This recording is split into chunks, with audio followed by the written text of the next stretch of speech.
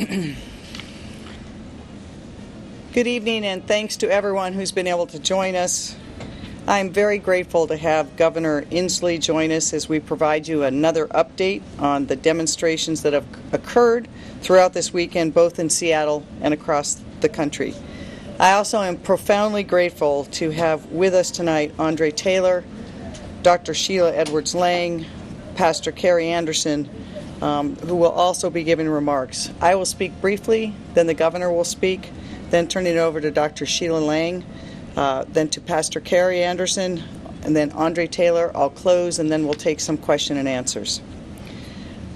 I'm particularly honored to have these speakers with us today because of their individual long-term commitments to justice and equity. And I think we need that as well as their dedication to wisdom, compassion, and action. Each of them has been leaders over time in our community, and I think we will need their wisdom and the wisdom of others more than ever going forward. I was able to participate in a brief phone call with other members from the African American community. This is a very hard and difficult time, and particularly difficult for Black Americans who saw yet again violence being perpetuated against a man and being killed. It echoes through, as I said earlier today, generations of systemic racism going back to our times in slavery that we as a nation have not come to terms with. We need to do that, and I'm particularly honored also to have Andr here, who was one of the organizers of yesterday's peaceful protest in Westlake, speaking the truth about how I as mayor, the governor as governor, and our whole society need to do better about the injustice he and his family have felt and lived, as well as others. That anger, that grief, and that fight for that cause of justice is a cherished right and what we need to hear at this time. We did not need the violence and destruction that occurred. Today I was also able to meet with small business owners in Chinatown International District and community leaders, and I will tell you that Chinatown International District also has suffered greatly. Throughout this coronavirus pandemic, they were one of the first to suffer a downturn of business because of the prejudice and misinformation about the Chinese community. Many small businesses owned by generations struggling to hang on, and more destruction done to them Friday night and yesterday. Their pain is also deep. We know that the pain is real in Seattle and across this country. Pain for our Black and brown citizens and residents. And this is a time when we need to remember that we must offer the fundamental dignity, respect, and fairness that Mr. Floyd was never allowed. There's pain for people's livelihoods, for the community hubs that have suffered, for all the pain that has occurred during the outbreak of this global pandemic, which also has laid bare the deep inequities in our system, from opportunities for health care to economic opportunities to the very social determinants. A kid who is born and grows up in South Park, Seattle, has a lower life expectancy than a kid who grows up in Laurelhurst, Seattle, just miles away. That is wrong. And those deep inequities have shown themselves even greater. We must commit ourselves to changing them. We've seen so many businesses and communities hit by COVID, and it has disproportionately fallen on our communities of color. I want to express my gratitude to all the demonstrators who came peacefully to demand we do better. That's accountability. It's what I as the mayor need and deserve. It's what the governor also needs, and what our community and country need. But the violence that broke out was wrong, and it was wrong from so many levels that I will let the community members here talk about it. But I want to say that we are so grateful to the protesters who were there lawfully and peacefully to express their anger, their grief, their demand for greater justice, who also tried to protect small business owners, who tried to stop some of the looting and violence. I also want to thank all of the volunteers who came to downtown Seattle today, showing up by the hundreds to try to remove graffiti, clean up glass, help the small business owners who've been struggling so much. People came together in neighborhoods across the city to do the same. I want to remind people, in closing, that there is a curfew in Seattle from 5 p.m. to 5 a.m. today. This does not prevent you from going to work as an essential employee, to addressing medical emergencies, to doing necessary business. We must also remember we're still under the governor's order of stay home, stay healthy here, and that people should be staying home and staying healthy. If you have any questions about the curfew, you can visit www.seattle.gov/curfew. I also want to emphasize that with people coming together yesterday and the need to gather, the lawful protesters and others, it was, in the light of the pandemic, just the opposite of what we need to do. I would urge all of those community members, please monitor your health. If you believe that you're developing symptoms, make sure that you stay in touch with a community clinic, your local doctor, your health care, and if necessary, we will get you tested. We know that this virus spreads by people coming together. It's why we have worked so hard over a 2-month period. But we want to keep people safe in every way.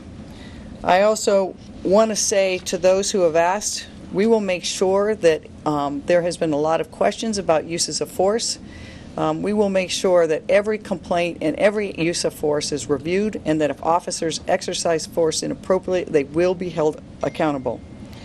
Finally, I want us always to remember how and where this started. Mr. Floyd was not given the respect or the dignity he deserved, the degrading treatment that he received at the hands of police, but before that was wrong. His murder was wrong. I continue to send my thoughts and all my support to his family and his loved ones, because I cannot imagine the grief they are feeling, because they carry the grief not just for their loss, but what they see going on in this nation. Every day we must commit ourselves and have our energies directed to improving and moving forward on that path of equity. I'll now turn it over to Governor Inslee, who will make some remarks, and then again we'll go to Dr. Lange, and then we'll move from there. Thank you.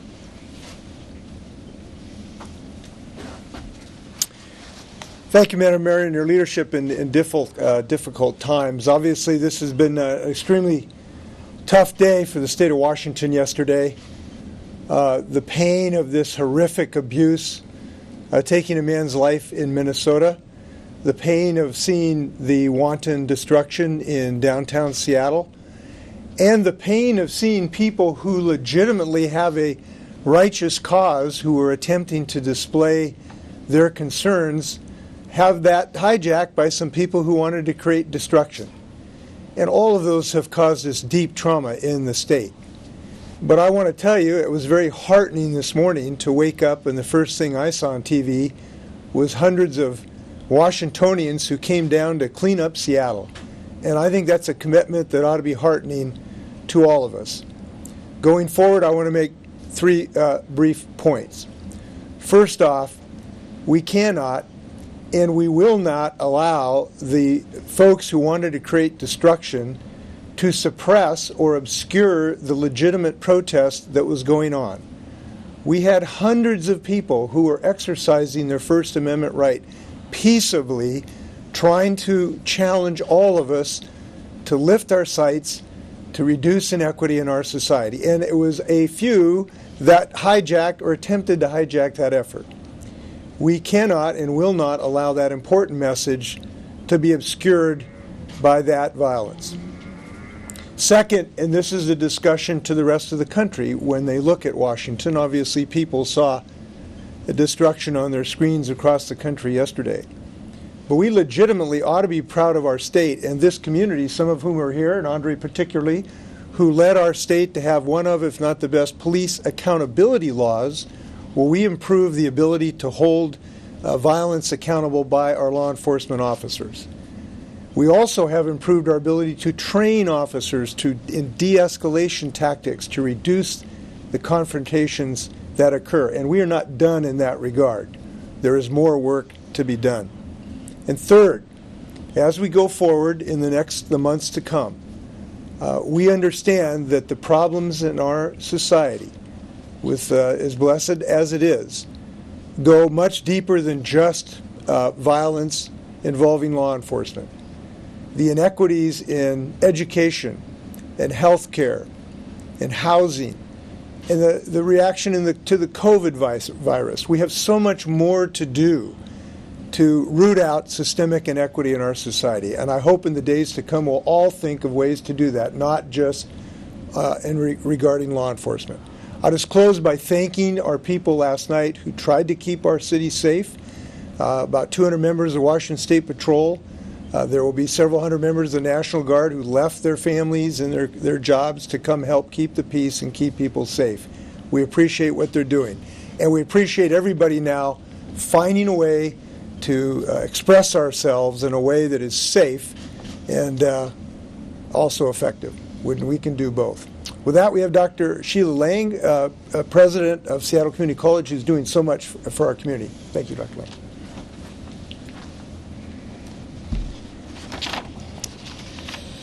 Thank you, Mayor Durkan and Governor Inslee, for your leadership.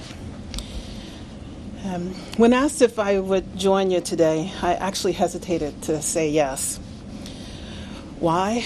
Because I'm tired, I'm angry, and frankly, I have been grieving since watching what happened in Minnesota.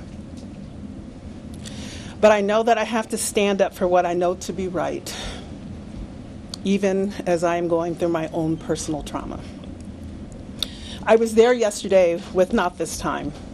I saw the thousands of people who wanted to join in community as we are all trying to deal with this trauma of George Floyd's death, and indeed the deaths of so many black men and women at the hands of police or civilian vigilantes.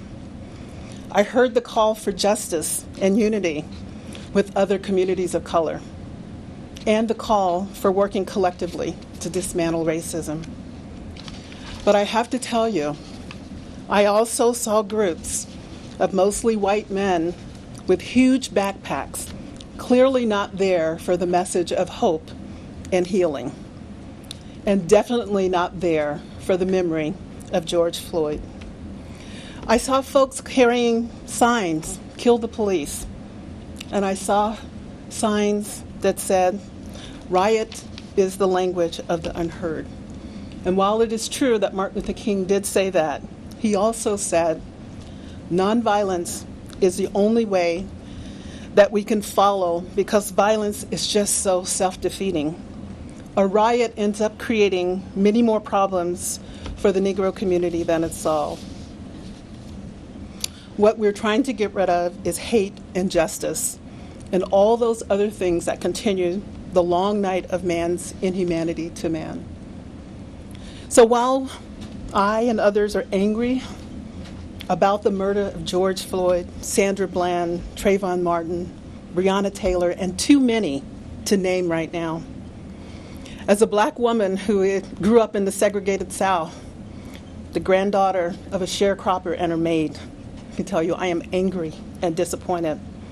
But I know that violence and meaningless property destruction is not the way to move forward.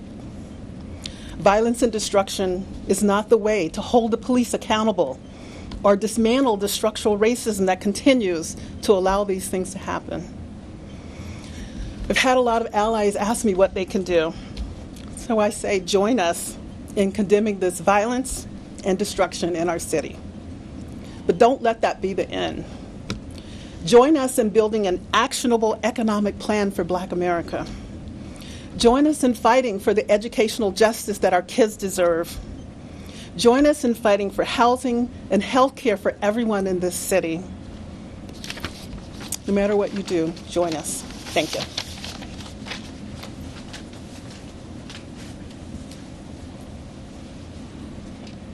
Hello, everyone. I'm Pastor Carey Anderson of the First AME Church in Seattle, Washington. And I want to begin by saying words of commendation to our mayor, Mayor Jenny Durkan, for her leadership in such a trying time, and to our governor, Governor Inslee, for the leadership that he provides over this great state of Washington. And to my sister, Dr. Lange, I share her pain. I share in the anger, and I share her grief.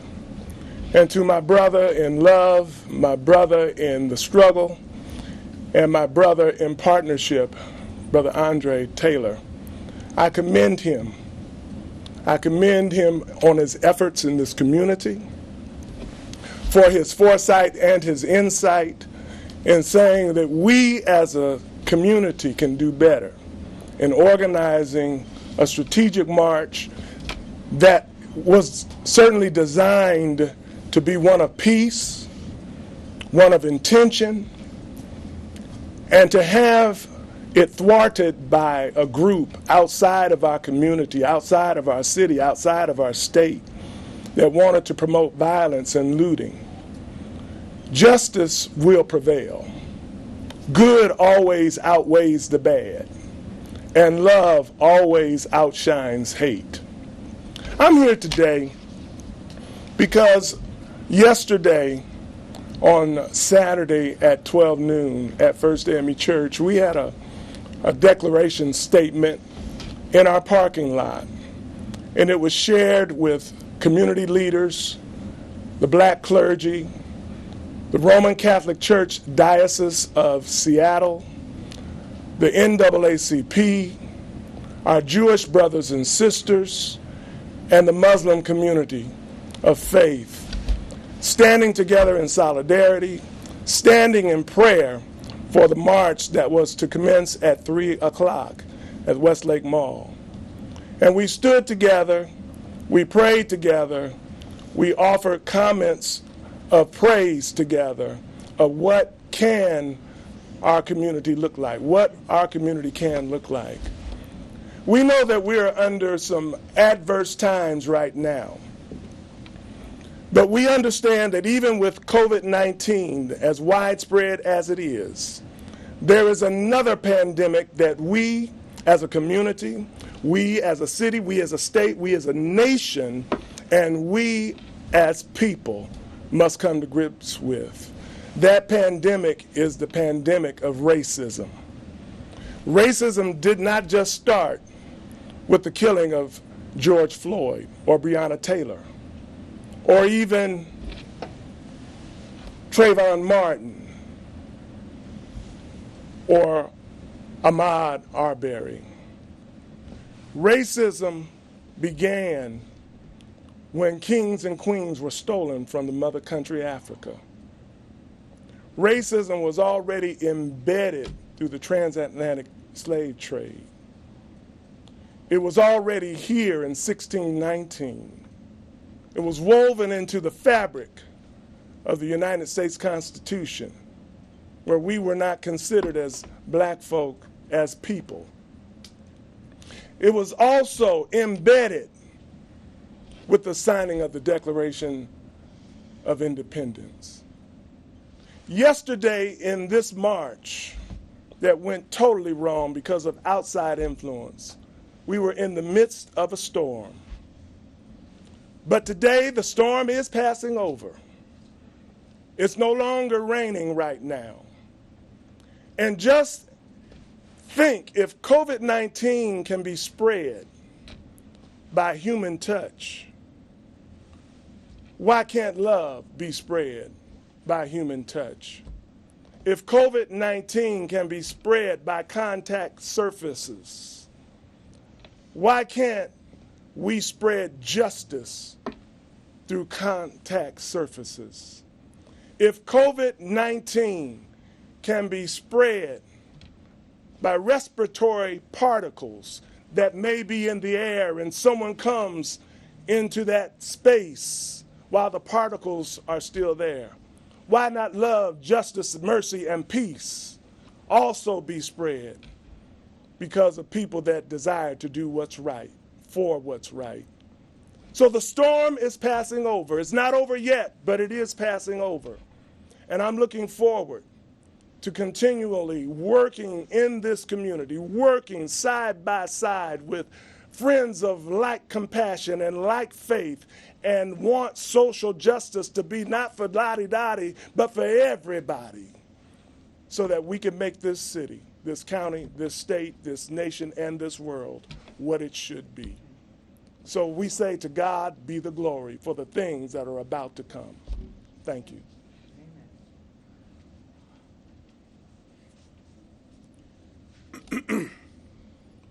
My name is Andr Taylor. I'm the founder and executive director of Not This Time.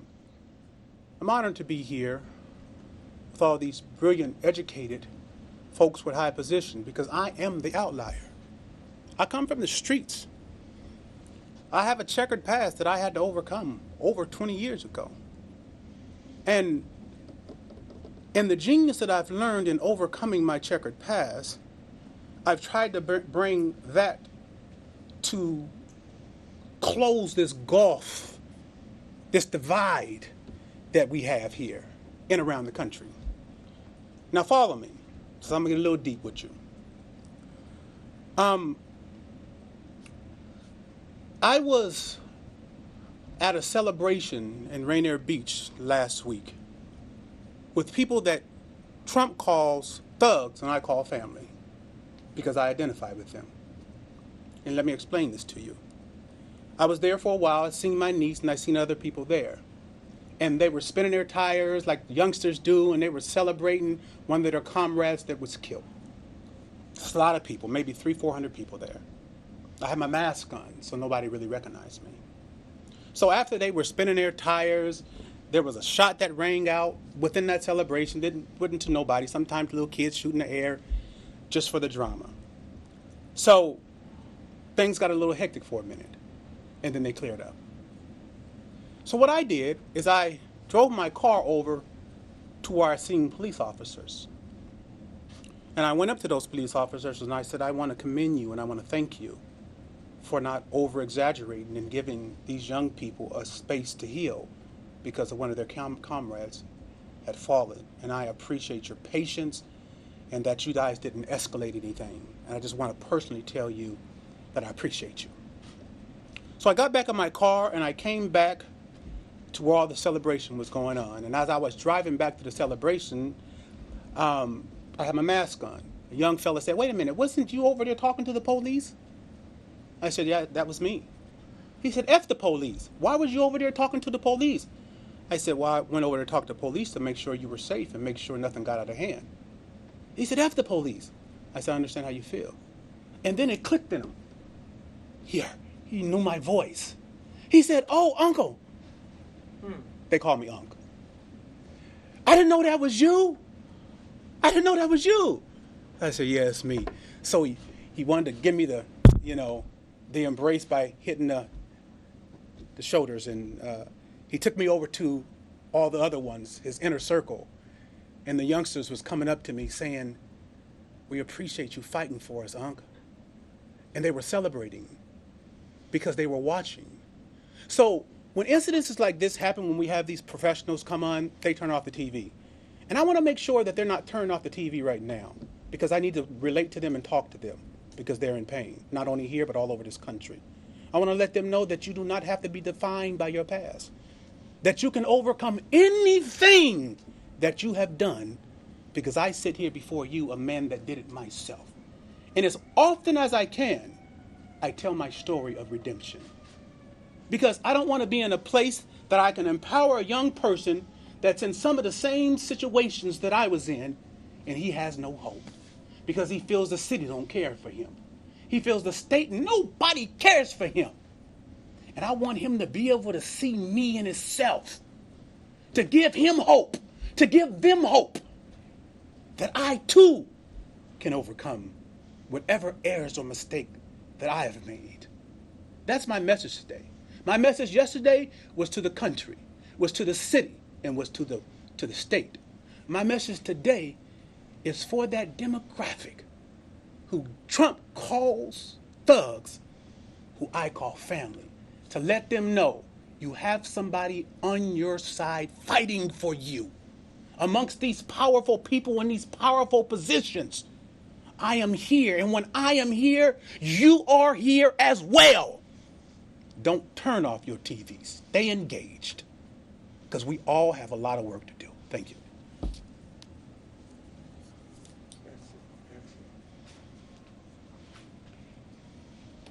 With that, we'll take questions. I also want to acknowledge both Chief Best and Chief Scoggins who are here. For people on the phone, I again want to give them my deep personal gratitude for what they've done, not just in the last 2 days, but truly over the last 2 months. Chief Scoggins has been leading our response to the pandemic in the city. Chief Best, on a daily basis, is having to adjust how they do business. Thank you for your friendship and your work. And with that, we'll take questions on the phone for any of the people who've spoken. Thank you, Mayor, and thank you to all of our community advocates who have come in to join us today. As a reminder to everyone on the call, I will be reading you in 2 at a time to give you time to prepare your microphone. If you have a question for someone who is speaking today, please identify who you would like to ask that question of in advance so we can give people time to move around, as we have a lot of people up today. Our first question from David Hyde, KUOW, followed by David Croman at Crosscut. David Hyde, the floor is yours. Mayor Durkan, a question for you. What do you hear as the main purpose of these protests, and how do you intend to achieve that in your role as mayor? Thank you, David, for that question. So I think it is, I've said before, it is a deep and complicated issue, but as Dr. Lange said, there's been way too many deaths. This is not just about Mr. Floyd. That was the incident that resonated through a deep, deep history of broken promises, lost opportunities, no personal dignity and respect, starting with slavery through today. It is time for our country to acknowledge the systemic racism that has led to so many inequities, every one of which we've seen during COVID-19. We see the first to suffer the economic impacts were our communities of color, particularly our Black community. We saw those who are getting the disparate health outcomes be our communities of color, particularly our Black community. And we see that those who are most at risk at losing their housing, their jobs, and the like is our Black community. All of those things resonated with people. It is the anger, the grief, the collective trauma that is being expressed. And the best thing I can do as mayor is to listen, to honor, and to center that, but to act and to find ways to address, at least at the city level, on each one of those things, what we can do differently and better. And we do that first by acknowledging our own role and place of privilege, our ability to be where we are because of how I look, but then to say that gives me not just privilege, but responsibility and obligation. And acting on that means every mother has access to health care and good prenatal care. Every child gets good education from preschool through grade school through high school. They get free college, and then they get a job that is a family wage job and not a dead-end job. And so that if we have another economic downturn, they are not the first to lose their jobs. Those are a few of the things. Thank you, Mayor. Our next question will be from David Croman, Coscut, followed by Eric Barnett, C is for Crank. David Croman, the floor is yours. Yeah, thank you. Mayor, there's ongoing negotiations with one police union and soon to be negotiations with a second larger union. Do the events of recent weeks change the city's strategy when it comes to negotiations and the city's priorities? Very good question. And for the people who don't know, all of you are asking, there's two police unions. There's the Police Management Union, which were already underway in negotiations. And then there's the Police Officers Guild, which is the rank and file sergeants and below, which the negotiations haven't begun, but the contract expires this year. They do not change at all what our commitment is to the community and the public about how we continue to make sure that we both give our officers the support they need to do their jobs, but coming with that is tied to accountability. I couldn't be more proud of Chief Carmen Best, who has instilled and insists on a culture of continuous improvement. and holding officers accountable and making sure that every step of the way, the minimum is not enough. And so our contract negotiations will continue to center those issues that have been highlighted. We will be moving forward. I've had discussions with city council members, and we've heard from the Community Police Commission, the civil rights groups who signed the letter originally when I was U.S. Attorney that led to the consent decree. We will continue to have engagement with all of those entities in the community to make sure that when we're at the bargaining table, we can continue to ensure that strong reforms occur. Thank you, Mayor. Our next question will be from Erica Barnett, C is for Crank, followed by Hannah Scott, Cairo Radio. Erica, the floor is yours. Hi, question for the mayor or Chief Best. You've both mentioned that these were outside agitators coming from outside Seattle and descending on the city. What is the specific evidence that these individuals were not from Seattle? Thank you for that question, Erica. And I think that there are a lot of different people have used descriptions. What I have made very clear is, regardless of where they came from, they came with a different intent. And that the thousands of people who were protesting honestly and peacefully and forcefully, led by Andr Taylors and others, to express their deep anger, their grief, and their demand for change by our society, that they came peacefully and acted peacefully. And that those who started the violence came not to join them, not to join in the cause, not to honor Mr. Floyd, but came to, number one, purposely create violence and destruction, two, to provoke and hope to get responses in fights with police, and to destroy property and steal property. They were somewhat successful in their endeavors, but what they did not do, and they will never do, is drown out the message that the community was saying and that we will hear. And as Reverend Carey said, Reverend Anderson is, and I said yesterday, that division and violence and destruction will never endure more than hope and peace and love. And it will never divert us from the cause of justice. Thank you, Mayor. Our next question will be from Hannah Scott from Cairo Radio, followed by Simone Alicea from KNKX. Hannah, the floor is yours.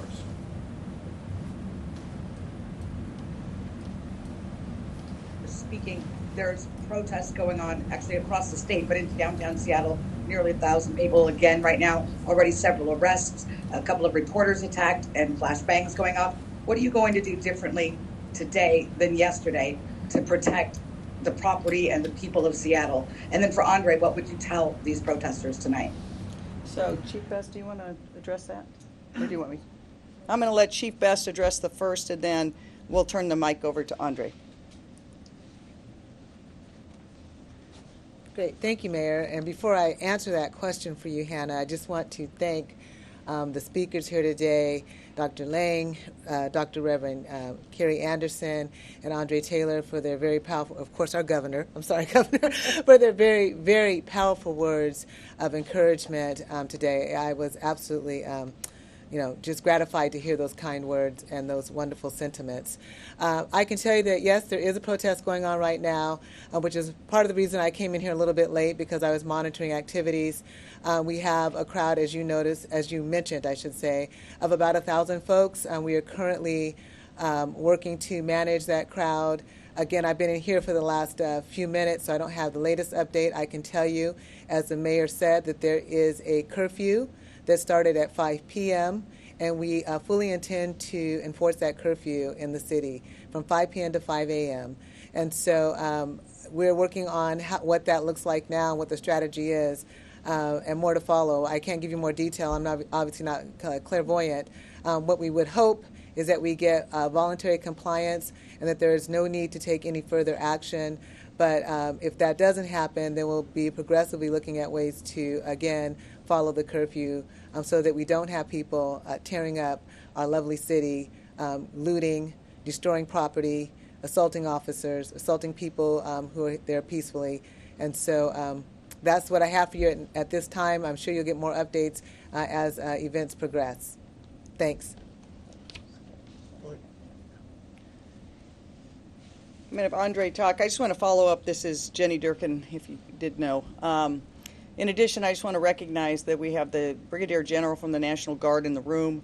The National Guard has been deployed. They will help protect property and do some crowd control if necessary. It's an asset we didn't have last night. And the additional thing is that not only is there a clear curfew at 5 o'clock, but the thousands of peaceable protesters who we had to ensure the safety of last night are not the ones that are in Westlake now. And so the tactics can be different to make sure that we disperse people. If they do not disperse, that they can be arrested if necessary. I want to turn it over to Andr Taylor. Hi, Hannah. How are you? Let me just be clear and give you a report of yesterday. Out of those 10,000 plus people that came to Not This Time rally from Westlake all the way to 7th and Stewart, the federal courthouse, there was not one incident of violence. So whatever they were doing, we weren't deterred by. But let me say this also. Somehow people think that the black community allows lawlessness. We don't allow lawlessness. We hate it just as much as any community. And whenever lawlessness is going on, there has to be authority that comes into place to make sure that it's not harming people and harming people's property and the like. So if there's lawlessness going on, the SPD has a responsibility, and now the National Guard, to make sure that it is quelled. Let me just say this, and then I'm going to get off.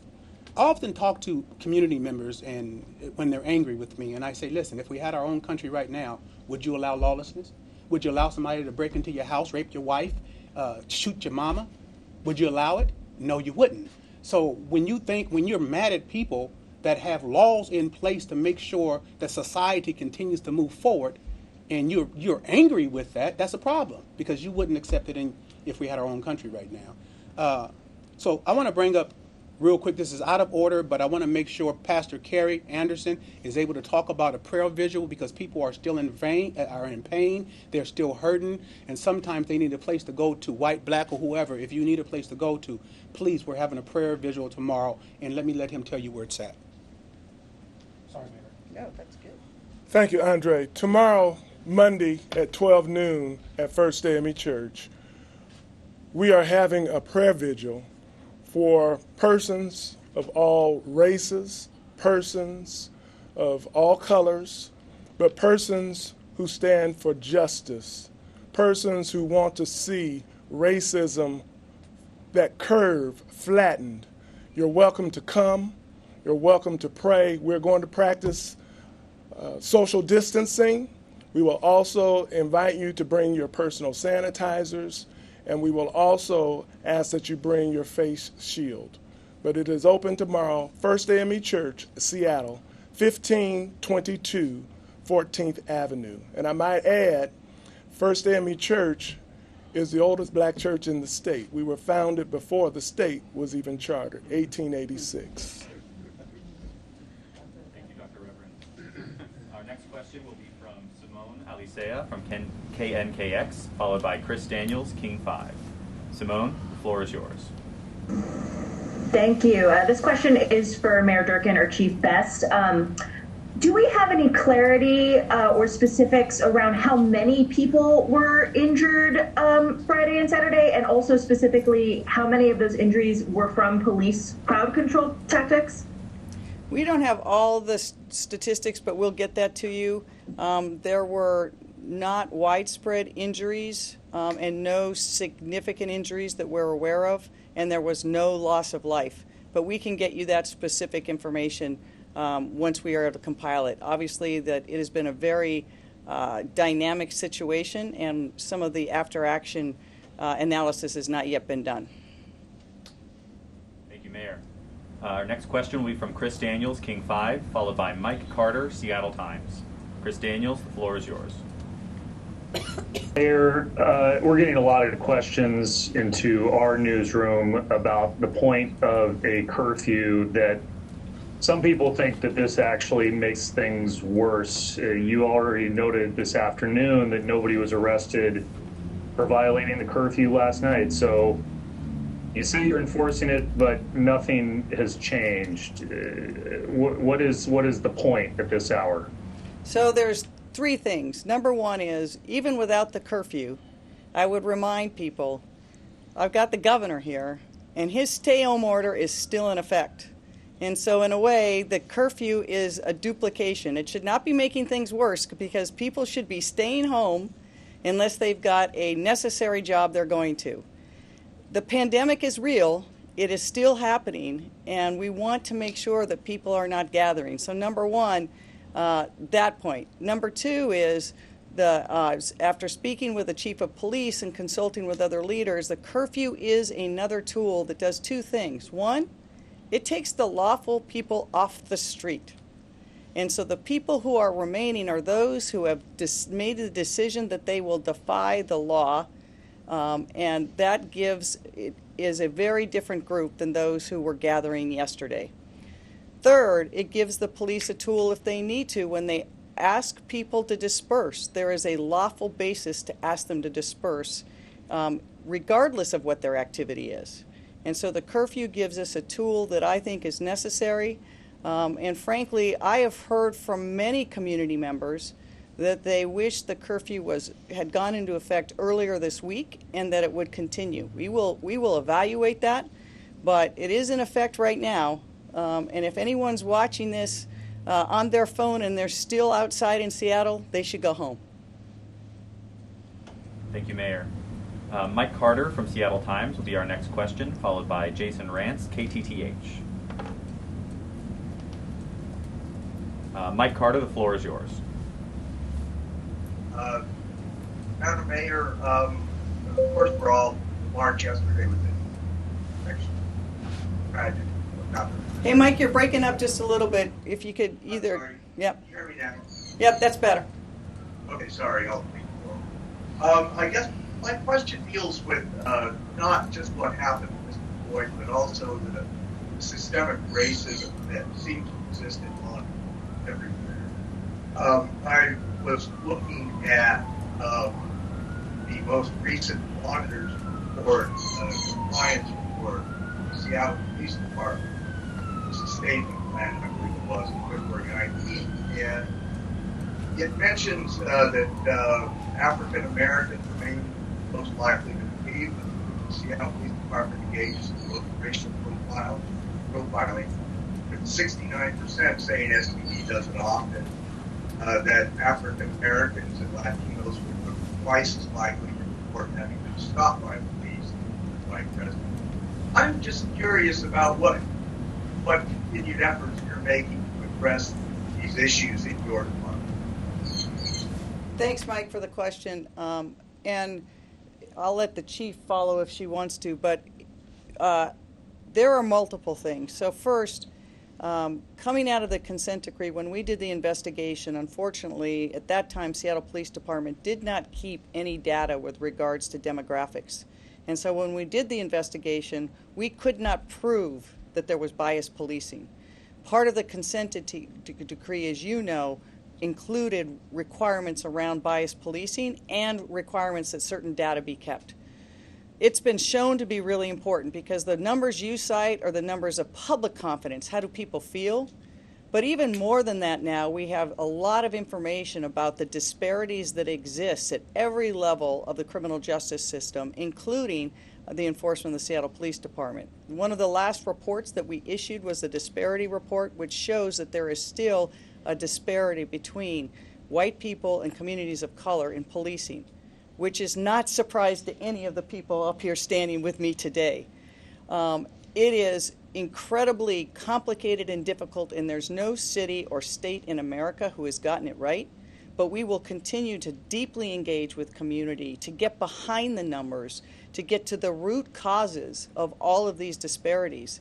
And it goes back not just to the policing, because by the time the police are interacting with someone, there are so many disparities already hard-baked into the system, from the access to health care, the access to housing, the access to education, and the access to real jobs and opportunities and economy. But probably most important, the access to a belief that the system values you. that you have the respect and dignity as a human being that you deserve. And so this goes far beyond just policing. It's something that we have to work on in every level of our society. And as mayor, I try to work on it across the board in every program that we touch, and to learn more every day. Thank you, Mayor. Our next question will be from Jason Rantz, KTTH, followed by Lily Fowler, Crosscut. Lily, your question will be our final question for today. Jason Rantz, the floor is yours. Hi, I have two quick questions. First, on the curfews that are obviously in place right now, what are you looking at, Mayor Durkan, as to whether or not you're going to continue them into the week? I'm assuming some of what's happening nationally may also play a role. And then my second question for Governor Inslee, President Trump today said he was going to label Antifa a terrorist organization. Obviously, there's been instances of violence perpetuated by Antifa here, but also anarchists. What are your thoughts on that potential move, and would you support it? So, Jason, I'll take the first question. We will continue to evaluate tonight how the curfew has worked. I want to remind people it's not just a curfew for downtown. It is citywide curfew, so people should not be out unless they have a reason to be out, medical condition, necessary job. We'll evaluate whether it's something that helped restore stability, and I'll talk to the chief of police and our fire chief primarily to determine whether, in their view, it makes sense to continue it.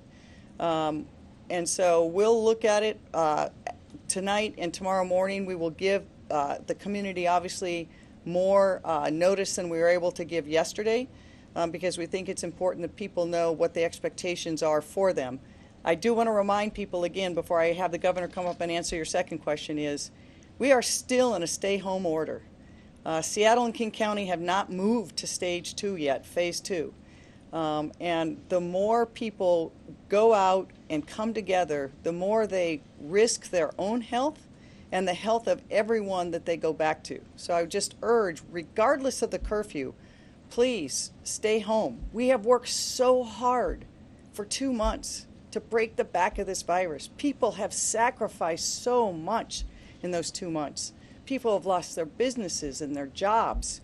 Please, please stay home. Governor, I'll let you take the second one. Yeah, I've not been briefed on that issue at all, so I'll reserve any statements until we hear from our law enforcement community about this.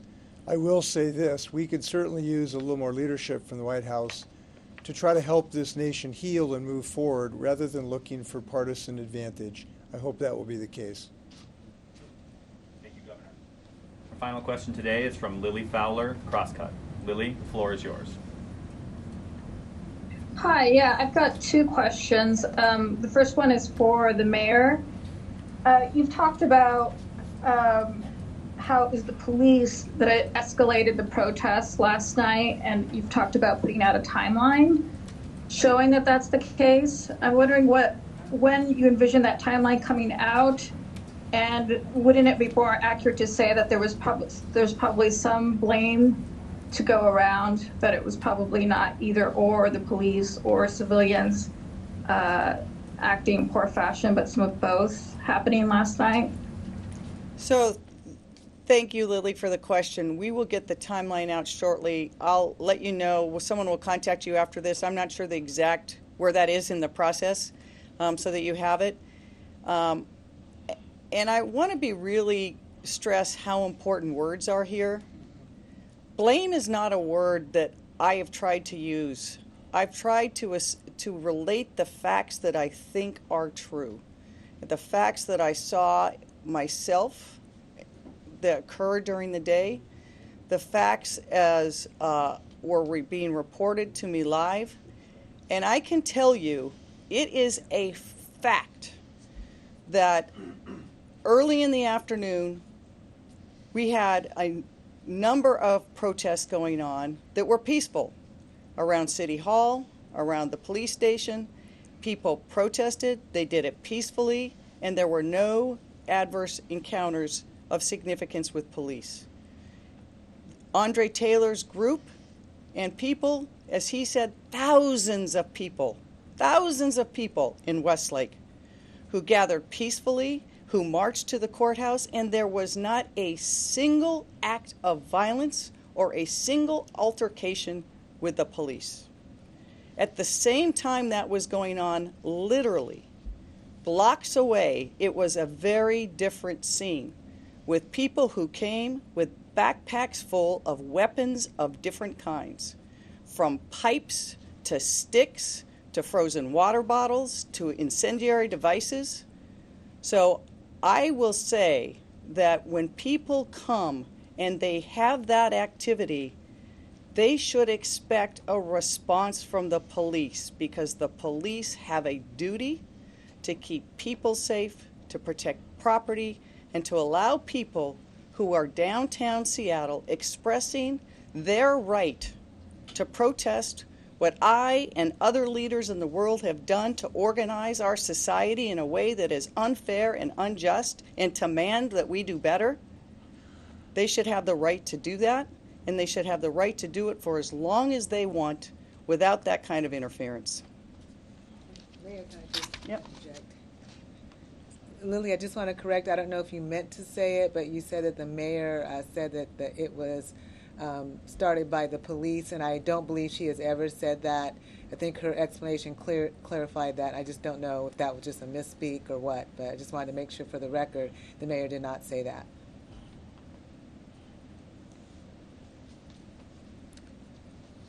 And I also want to, Lily, I'll add this, which is probably improvident, but there's a lot of discussion over the years about whataboutism. And we will hold the police accountable, Chief Best and I, and if any officer acted in a way that used force that was improper or that violated our standards, they will be investigated and they will be held accountable.